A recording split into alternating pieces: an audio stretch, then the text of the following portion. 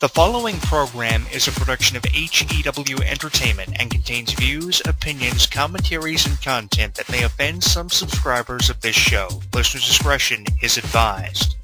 It's that time once again for HEW Entertainment Radio. And that's all I got to say about that. Hosted by Jonathan Clarke. The beat! The man! You gotta beat the man! Whoa! Be sure to join us in the live chat room during the show. Hulkamania is running wild like it's never ran before. Call us on one of our request lines. If you live in the United States, call us at 1-641-985-7800, box number 3729288. If you're from Canada and would like to call us from 1-647-724-4194, box number 3729288. Long distance charges may apply in some areas. I've been the world heavyweight champion 10 times. Or you can always drop us a line at MySpace, myspace.com/HEW Entertainment. And you will rest in peace. Emailing us works for you too. Email us hewwrestling@hotmail.com. I am a wrestling god. JBL.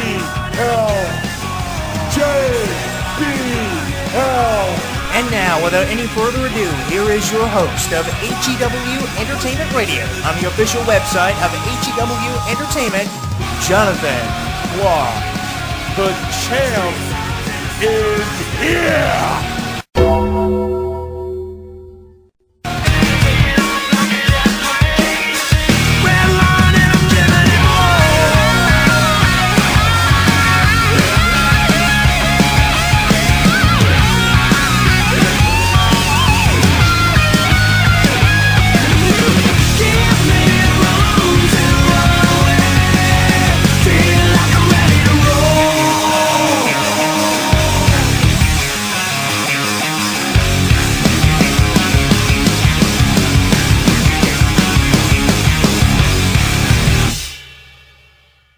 Streaming live on YouTube, Twitter, and Facebook. HEW Entertainment Radio is inviting you to comment on our video blogs, join the conversation, and like us. So what are you waiting for? Log on and listen now.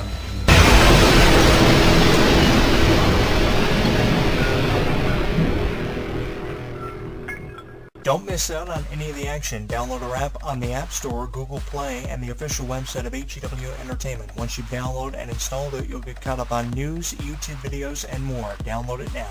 Are you ready? You think you can tell us what to do? You think you can tell us what to wear? You think that you're better? Well, you better get ready. Bow to the masters. Break it down.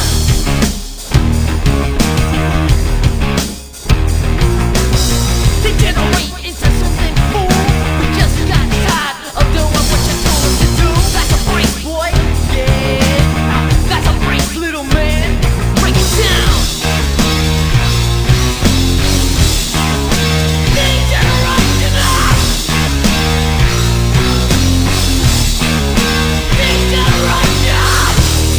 Think you can tell me what to do? Know who you're talking to?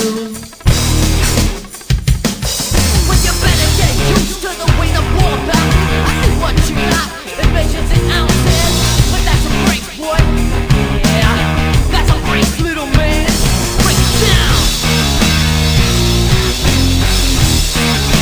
Degeneration up.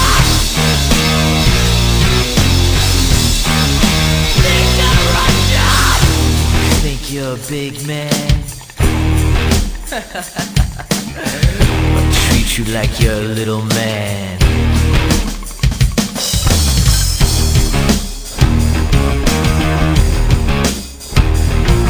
Don't tell me what it's like to be half a man. It must break your heart to see what I am, what? That's a break, boy. Yeah, that's a break, little man. Break it down. Degeneration.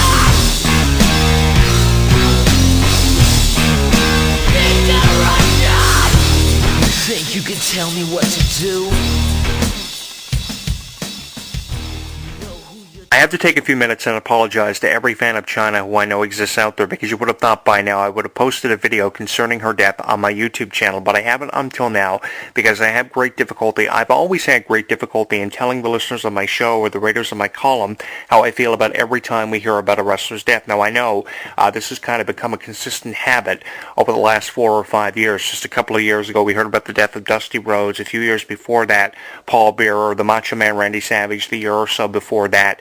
So we've kind of gotten used to hearing about all these deaths, but every time you hear about a wrestler's death, especially those that you can't help but feel have been a part of your entire life after having been around the wrestling business for what feels like forever for me, it's never easy to talk about something like this, and especially with how many people have been affected by Chyna's death. The overwhelming support that Chyna has received from her fans, from her friends, have been unbelievable, and I think that this really blows my mind out of proportion. Every time we hear about a wrestler's death, it's like the wrestling business kind of comes together as one and shows their support and their love for somebody that they may have worked with for their entire life. And when you're talking about people like Triple H, X-Pac, Billy Gunn, Road Dogg, Generation X, Eddie Guerrero, Mark Henry, I mean, the love that people have shown for Chyna comes nothing short of overwhelming, and that's something that's going to be remembered about this pivotal point in the life of Chyna and the lives of everybody that were affected by Chyna and having worked with her. I mean, Chyna went a long way in the 4 or 5 years that she was with WWE, from 1997 till at least 2001. She gave us so many incredible moments and matches with people that you never thought you'd see Chyna work with: Chris Jericho, Hardcore Holly, Mark Henry, Eddie Guerrero, Triple H, Road Dogg, Billy Gunn, X-Pac. So many incredible moments and matches were given to us by Chyna. You just can't determine one of your favorite Chyna matches because there were so many Chyna matches or moments. The moments with Eddie Guerrero, the matches with Chris Jericho, Jeff Jarrett, where she became the first woman ever to be Intercontinental Champion, which is something that I remember. But out of all the Chyna moments, one of the moments that is not really talked about by me a lot came in 1997 when I had the chance to get my first look at Chyna at a house show when Triple H was working against Dustin Rhodes under the in-ring name Goldust when they were feuding for the Intercontinental Championship. The one time that I saw Triple H and Rhodes work was not for the Intercontinental title, because I don't think either individual was Intercontinental Champion at this point in time. It was one of the main events of the house show that I had attended. But the one thing that I remember in July of 1997 was how Chyna never broke character from the time she came through the curtain and the time she left and went backstage behind the curtain. It was amazing seeing how Chyna did not break character from the time she came through the curtain and she went backstage. And I think that really is something that stood out about the match. It wasn't what Triple H and Rhodes were doing in the match, even though they had an incredible match that night. The thing was Chyna and Marlena. Their program on the outside of the ring was incredible, because if you remember, when Chyna made her debut in February of 1997, Marlena, Terry Reynolds, was one of the first individuals that Chyna attacked and made a beeline for when nobody knew who Chyna was and why she was showing up in the corner in support of Triple H. Now, I had the chance to speak to a lot of people. Although I never had the chance to speak to Chyna, I did attempt to try to get an interview with Chyna around 2008, 2009. That backfired on me, but I did have a chance to speak to a lot of people who had the chance to work with Chyna, especially Terry Reynolds, and I had the chance to speak to her about, what it was like working with her. And all the people that I had spoken to in the wrestling industry, from Road Dogg to Terry Reynolds, could never really find the words to describe to me really how they felt about working with Chyna. On time, she was one of the most unpredictable characters. You didn't know what she was going to do from one minute to the next. She was very volatile. On times, everybody knows about her issues with drug rehabilitation, her issues with Sean Waltman, so it was really hard for them to kind of put into words how they felt about working with Chyna. But every time something like this happens, it's like almost the words just come to you about how you feel about working with someone, and that's what we heard in the Chyna video package. That's what we heard from the tweets and the Instagrams from a lot of the legends Chyna had worked with, a lot of the people, the new generation that we've kind of come into with pro wrestling. It's like you just find the words after not having the words to say about this certain individual or this person that you may have worked with or known in the wrestling industry. The same thing can be said about the Ultimate Warrior. Nobody knew what to say about the Ultimate Warrior, for instance, for years, and when he died after being inducted into the Hall of Fame about 6 or 7 days, less than a week I think it was, he died of a heart attack or some kind of issue like that after he was inducted into the Hall of Fame. Nobody knew what to say about the Ultimate Warrior, only the fact that he was one of the most unprofessional guys anyone could have ever gotten in the ring with. But after his death, it's like the words just came to people like Triple H, and they couldn't say enough good things about the Ultimate Warrior, and that kind of makes you wonder. But it's like, the words just came to people about Chyna. The emotion just poured out people from the tweets, the video package, and I know for sure that she's going to be someone who is really going to be missed. Now, a lot of people will say the Intercontinental Championship reign that Chyna had gave us some of the best matches that Chyna had in her career, along with competing in the Royal Rumble match, becoming the first woman ever in history to do that prior to her elimination, which followed Chyna's entry by Stone Cold Steve Austin.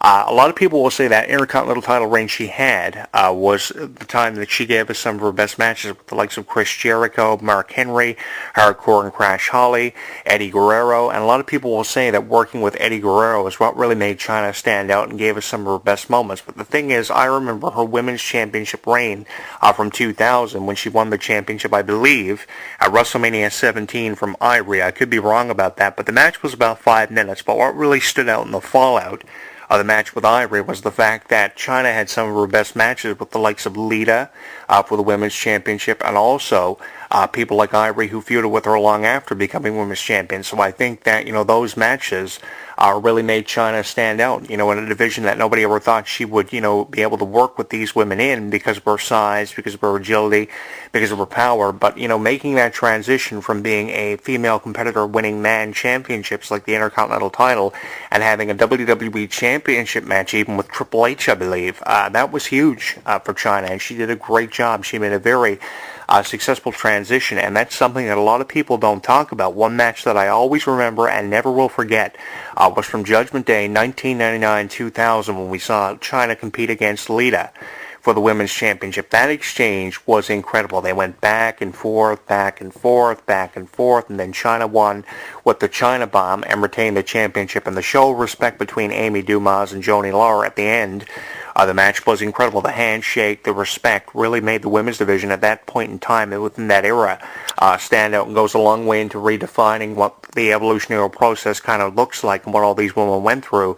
And it kind of makes you wonder, if these matches of Chyna did not happen, would we be seeing people like Sasha Banks and Becky Lynch and Paige, for instance, doing what they're doing? Charlotte as the new women's champion in the new women's division with the new look for the women's division, not referring to them as divas. Would we have gotten out of that point? That remains to be seen. And I don't think, even though it will be argued, we would have probably ever